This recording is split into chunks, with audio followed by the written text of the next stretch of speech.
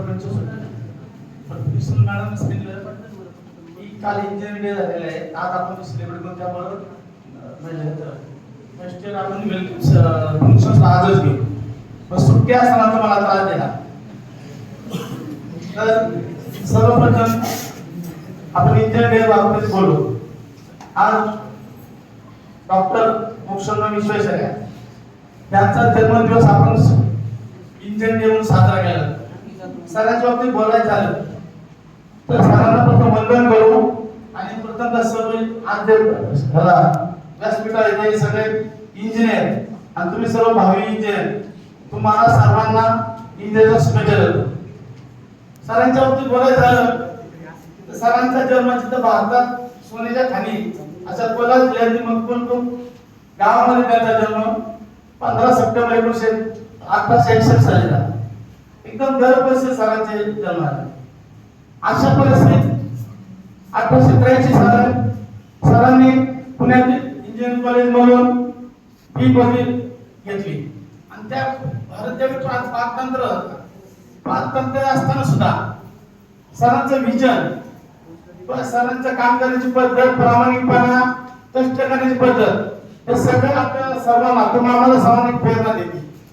वयाच्या 32व्या वर्षी सरांनी महाराष्ट्र सरकारने नाशिक येथे असिस्टंट इंजिनियर म्हणून काम सुरुवात केली. ते काम सुरुवात करत असताना सरांनी त्यावेळी इंग्रजांच्या शक्यतो त्या काळी सगळे इंग्रज अधिकारी असायचे, त्यांच्या हाताखाली काम करायला लागायचं. पण सरांचं एक वर्ष असं की इंग्रज लोकांना त्यांचं ऐकायला लागायचं. इंग्रज लोकांना ऐकायला लागत असताना सरांना तिथं ते म्हणजे ठिकाणी सरांनी नोकरी सोडली. पुढे ते बेंगलोरला गेले.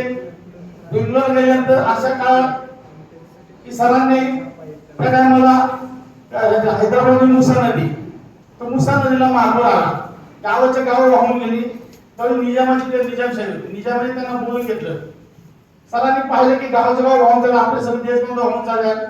पण त्यावेळी सरांनी त्या महापुराला नियोजन केलं. नियोजन करून तो महापुरातून लोकांना वाट काढून तिथे व्यवस्थित त्याचं प्लॅनिंग करून हैदराबाद शहराच्या बाहेरून त्यांनी तो पाण्याचा प्रवाह वळवला आणि लोकांचं संरक्षण केलं. पुढे सरांच्या कोल्हापूर 30 पर्यंत झाली. कोल्हापूरचा बंधारा फुटला आणि त्यावेळी सरांना कोल्हापूर शहर पाण्याखाली गेले असताना सरांना तिथं बोलवायला झालं. सरांनी जगातली पहिली ब्रॉड स्टीलचे दरवाजे ते बसवायच्या पद्धतीत अवलंबली आणि त्यानंतर आपल्याकडे कोल्हापूर निर्माण झाले. म्हणजे आज भारतात प्रदेशात इंग्रजांना सुद्धा त्यांच्या प्रत्येक गोष्टी ऐकायला लागायच्या. जरी कुणाला शंका असेल कोणत्या ह्याच्यावर, कोणत्या पुस्तकात, कोणत्या पेजवर ते सोल्युशन आहे तसं सांगत असेल. सरांची कीर्ती ऐकून सरांना म्हैसूरचे महाराजा कृष्णदेवराय त्यांना तिला बोलवलं. सरांनी तिथे 6 वर्ष काम केलं. 6 वर्षात त्यांना सरांनी प्रथम ते चीफ इंजिनियर म्हणून काम केलं. त्यांची नियुक्ती चीफ इंजिनियर म्हणून झाली. पण 3च वर्षात की त्यांना चीफ इंजिनियर दिवाणी पदवी दिली. आणि त्या काळी दिवाणी पदवी अशी असायची की ज्याप्रमाणे आता जी आपली भारतीय राज्यघटना आहे त्यावेळी महाराजा आले, मंडळ होतं, त्यात सगळे मंत्री असायचे. मंत्र्यांमध्ये प्रधानमंत्री, मुख्यमंत्री, तो मुख्यमंत्री म्हणून दिवाणांना ती पदवी विश्वेश्वरांनी दिली. आणि विश्वेश्वरांनी भारतात जे 10-15 जे आधुनिक भारताचे भागीदारी त्यापैकी सरांनी काम केलं. म्हणजे जादूराव सरांना तर त्यांना तिथं दिवाण म्हणून कामगिरी मिळाल्यानंतर त्यांनी सगळ्यात मोठा पहिला महत्त्वाचा प्रकल्प घेतला की त्यांनी कावेरी नदीवर कृष्णराज बंधारा बांधला. आता बंधारा बांधला इंग्रज स्वामीचा बंधारा होऊ शकत नाही. तरी आपल्या भारतात सिमेंट स्वामी होतो. सरांनी तो चुन्यावरून तो बंधारा बांधला. तुम्ही धरण बांधला असताना की तिथं महापूर आला, गाव मजूर पळून गेले, गावाचे गाव नऊ गेले. शेवटी किस महाराष्ट्रामध्ये काम काँग्रेस काम होणार नाही. पण ते ऐकून ते सर कसले. सरांनी त्या भर पावसात त्या धरणाच्या ठिकाणी तंबू टाकला. 24 तास रात्रंदिवस काम केले. सकाळी 7 ते संध्याकाळी 8 पर्यंत काम करायचे आणि त्या बंधाऱ्याच्या कामाला सुरुवात केली होती. परवानगी मागताना त्यांनी 100 परवानगी सरकार मागवली होती. पण सरकारने एकत्र परिस्थिती मागताना त्यांना फक्त 80 फुटाची परवानगी दिली. माणसाचं विजन कसं असावं. सरांनी तुम्ही सगळे इंजिनियर तुमच्या तुलनेनंतर बोलला असेल, पण माणसाचं विजन कसं असावं. तर 80 फुटाची परवानगी मिळाल्यानंतर उंचीची परवानगी मिळाल्यानंतर सरांनी 120 फुटाचं फाउंडेशन कामाला सुरुवात केली. आणि जेव्हा निम्म धरण बांधलं त्या टायमाला शासनाने सरकारने परवानगी परवानगी दिली. कारण तिथून शासनाचा फायदा होता त्यामुळे शासनाने हे दिलं परवानगी दिल्यानंतर सरांचे धरण 120 फुटा धरण भारतातील पहिलं मोठं धरण त्यांनी केलं. आज तिथे हजारो लोक ते धरण पाहायला जातात आणि त्या धरणाखाली 120 एकर जमीन सिंचनाखाली आहे. आणि ज्या टायमाला की पाण्यापासून वीज तयार होईल असं सगळं अशा टायमाला सरांनी त्याचं पनबिजली चालू केली.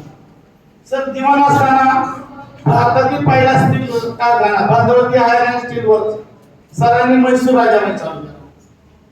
ज्यावेळी भारतात असताना की सरांनी ओळखलं शिक्षण हे सगळ्यात महत्वाचं आहे त्यामध्ये त्यांनी म्हैसूर विश्वविद्यालय मागितले. त्याची परवानगी माहिती आणि सर्व इंग्रज त्याचं ऑफिस होतं चेन्नईला ऑफिस असताना तिथे इंग्रज आली तर त्यांनी ती परवानगी नाकारली. म्हणले हा माणूस वेगळा याच्यावर काहीतरी पागल झाला नाही वेळेच्या हिशोबाने हे करायला पाहिजे की हा ते विश्वविद्यालय सुरू करू शकत नाही सुरू केलं तर चालू शकत नाही. पण सरांचं कार्य माणसांनी कसं कार्य झोपून दिलं पाहिजे. सरांनी म्हैसूरला विश्वविद्यालय चालू केलं आणि आज भारतातील पहिलं विश्वविद्यालय चालू केलं आणि आज सुद्धा ते चांगल्या प्रकारे चालू आहे. 6 वर्षाच्या सर 6 वर्ष त्यांनी दिवाण म्हणून काम केलं. तरी म्हैसूर राज्यात 450 शाळा होत्या आणि विद्यार्थी संख्या होती 1,44,000. ज्यावेळी त्यांनी 7 वर्षात त्यांनी 10,500 शाळा कॉलेज इंटरनॅशनल असं काढल्याने जवळजवळ त्यांना विद्यार्थी संख्या 360 होती. विद्यार्थी मिळून त्यांनी गावोगावी विद्यार्थी अधिकाऱ्यांना गावोगाव घरी पाठवले. मुलींसाठी मला सरांनी की सेपरेट तांत्रिक विद्यालय शाळा काढल्या हॉस्टेल काढल्या त्यामध्ये दुरुस्ती हा सुद्धा महत्वाची. सरांनी पुढे विचार केला तर सरांनी म्हैसूर बँक आर्थिक स्थिती म्हैसूर बँक ऑफ म्हैसूरची स्थापना केली. अशा प्रकारे सरांना देशभक्त स्वाभिमान हा वेगळा होता. सरांनी पुढं की त्यांना आपला भारतीय असलेला खूप अभिमान होता. म्हैसूर राज्यात त्या टायमात दसरा सण मोठ्या प्रमाणात साजरा करायचा. तो सण साजरा असताना इंग्रज अधिकारी असो किंवा प्रत्येक संस्थानामध्ये इंग्रजांचे अधिकारी असायचे त्यांची असेल त्यांच्यासाठी सेपरेट खुर्ची आणि गाड्या असायच्या. पण आणि आपले भारतीय भरशुल्क खाली जमीन बसले असायचे. त्या कार्यक्रमाला दिवाणांना बोलले सरांना बोलवलं. सर गेले त्यांनी पाहिलं की सगळे भारतीय खाली इंग्रज समोर खाली बसल्या आणि इंग्रज सगळे खुर्ची आणि गादीवर बसल्या. तिथून ते निघून गेले. पण पुढल्या वर्षी दसऱ्याला त्यांनी सर्व भारतीयांसाठी खुर्च्या ठेवल्या. त्यांना एक अभिमान होता भारताचा की कोणताही माझा भारतीय इंग्रजांसमोर खाली बसला नाही पाहिजे आणि सर्वांना खुर्च्यांची व्यवस्था केली. पुढे सरांनी भद्रावती स्टील कारखाना आर्यन स्टील कारखान्याची जबाबदारी दिली. ती जबाबदारी दिली असताना ती जबाबदारी कारखाना सुरू होता. कारखाना सुरू असताना महापूर आला परत कारखाना थांबला गेला आणि इंग्रज अधिकारी ते काम करत होते. ते इंग्रज अधिकारी काम करत असताना त्यांनी सांगितलं कारखान्याला 6 महिने लागतात. सरांनी कारखान्याने मुक्काम केला 1 महिन्याच्या आतमध्ये आहे ना तो कारखाना चालू केला. कारखाना चालू केला सरांनी तो चालू झाल्यानंतर तिथे पाहिले की त्यांना इंग्रज अधिकारी बरेच इंग्रज होते की काही गोष्टी इंग्रज चालू शकत नव्हते आणि आपले हिंदुस्थानी कामगार म्हणजे अधिकारी बोलून ते मिळत नव्हता. सरांनी महाराजांना सांगून आपल्या हिंदुस्थानी लोकांना परदेशात शिकायला पाठवलं आणि 6 महिन्यामध्ये तो संपूर्ण कारखाना स्वदेशी बनवला. तो संपूर्ण आपले भारतीय तिथे काम करू आले तिथे एकही इंग्रज अधिकारी कामावर ठेवला नाही. एवढे सरांचे होते. पुढे सरांनी दिवाणी सोडले परदेशात गेले. पण तुम्ही सगळे इंजिनियर लक्षात धरा सर जरी परदेशात गेले तरी त्यांच्या हातात कायम पेन आणि नोटबुक असायची. काय काय जे आवश्यक आहे त्याच्या सुधारणा ते लिहून घ्यायचे. जमशेदी तात्यांना कळलं की सरांनी दिवाणचे पैसे सोडलेले तर सरांना त्यांनी जमशेदपूरला बोलवलं आणि जो जमशेदचा ताट असतील कारखाना आहे ना तो सरांना चांगला दिला आणि त्याचे डायरेक्ट त्यांना बनवले. म्हणजे सरांचं विजन पाहिलं ते वेगळं होतं आणि हे सर्व असल्यानंतर भारत स्वतंत्र झाला. भारत स्वतंत्र झाल्यानंतर आपली राजधानी नवी दिल्ली वसवलेली पूर्णतः नवीन वसवलेली आणि ते पूर्ण घडवण्याचं काम निवडून त्यामध्ये विश्वेश्वर एक होते. नवीन राजधानी आपण ठरवण्यात 100 समितीमध्ये सदस्य अध्यक्ष म्हणून काम करत होते. म्हणजे त्यांचं सांगायचं क्षेत्र म्हणजे ज्या वेळेपर्यंत कामावर होते तर त्यांचं रिटायरमेंटचं काम रिटायरमेंटच्या आधी काम, तर रिटायरमेंट जे त्यांनी रिटायरच्या आधी जे काम केलं ना तर डबल काम त्यांनी सरांनी रिटायरमेंट नंतर काम केलं. सरांचं हे काम घेऊन महाराष्ट्र भारत सरकारने दत्तक घेतली आणि 1955 साली आहे ना सरांना भारत रत्न देण्यात आले. तर एक इंजिनियर काय करू शकतो, आज तुम्ही डिसाईड केलं, तुम्ही फिक्स केलं, तुम्ही इंजिनिअरला आला, तुम्ही तुमचं हे आहे की आम्ही इंजिनिअरला आलो, पण नसतं डिसाईड करून फायदा काय, त्यात तुमची इच्छाशक्ती पाहिजे. तुमची इच्छाशक्ती माहिती काय की तुम्ही कष्ट केले. आता पालकांसाठी कष्ट तुम्हाला कष्ट काय, कष्टापासून ऊर्जा तयार होते, अभ्यास आहे तुमचं कष्ट. आज विचार केला, तुमच्या पालकांचा विचार केला की पालक कोणतेही पालक असो, पालकांना 10-2-3 पालकांनी मी सांगतो पालकांवरती, पालकासारखा निस्वार्थ आयुष्यात कोणतेही नातं असू शकत नाही. त्याच्यात स्वार्थाचा लवरेश नसतो. तो आपल्या म्हणजे पाल्यासाठी काही ते सगळं द्यायला तयार असतो. आई वडील स्वतःसाठी 500 रुपये चप्पल घेणार, पण मला 5,000 चप्पल कुठे घालून देणार. आईने 9 महिने वाढवलेलं असतं. आई बाई मरणाच्या याच्यातून ती तुम्हाला जेव्हा पद्धत येते. त्यामुळे देवाने सुद्धा सांगितलेले की देवाच्या आई वडिलांची पूजा करा. आज तुम्ही त्याला मला किंवा तुम्ही सांगता असाल एकच मी आई वडील हे सगळ्यात महत्त्व हे लक्षात धरा आणि त्यामुळे त्याला मला चांगल्या प्रकारे अभ्यास करा. एक तुम्हाला सांगतो की राजा दशरथ एवढा मोठा राजा होता, पराक्रमी होता, त्यावेळी देवाने दानाची भांडण झाली.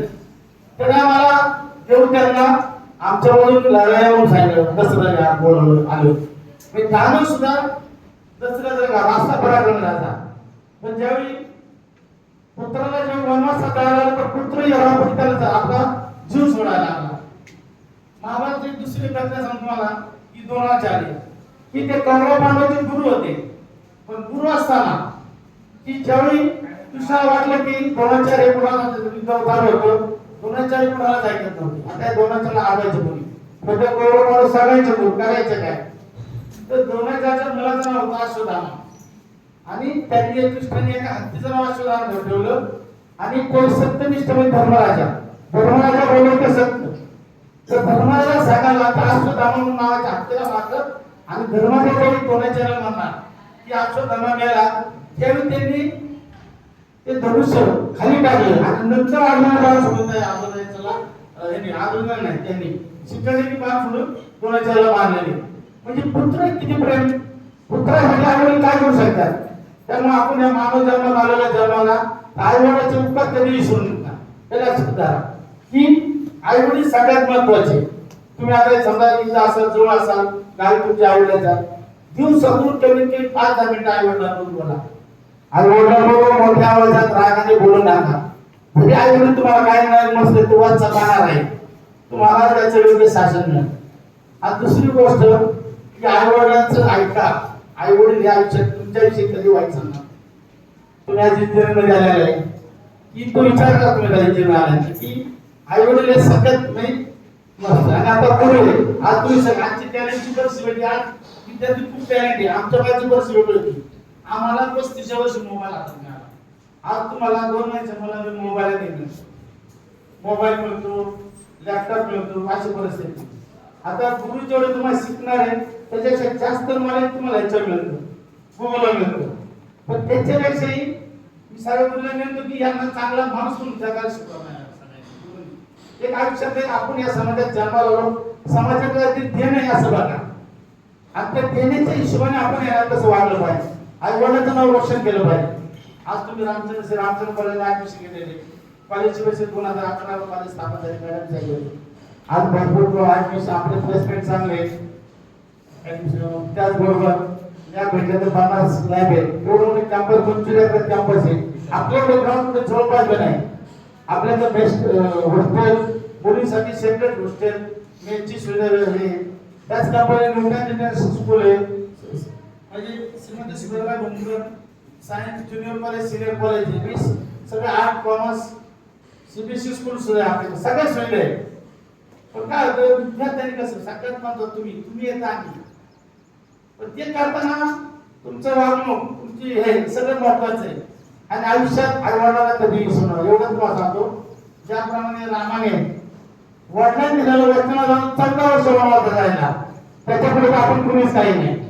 त्यामुळे आई वडिलांना विसरू नका एवढंच सांगतो. आणि तुम्हा सर्वांना इंजिनिअरिंगच्या शुभेच्छा देतो. तसेच तुमच्या सगळ्यांनी आज न्यू टाइम्सला झाला श्रीरामचे बाबा इंजिनिअर तुम्ही ऍडमिशन घेतलं त्याबद्दल तुमचं अभिनंदन करतो, स्वागत करतो, थांबतो. जय हिंद, जय महाराष्ट्र.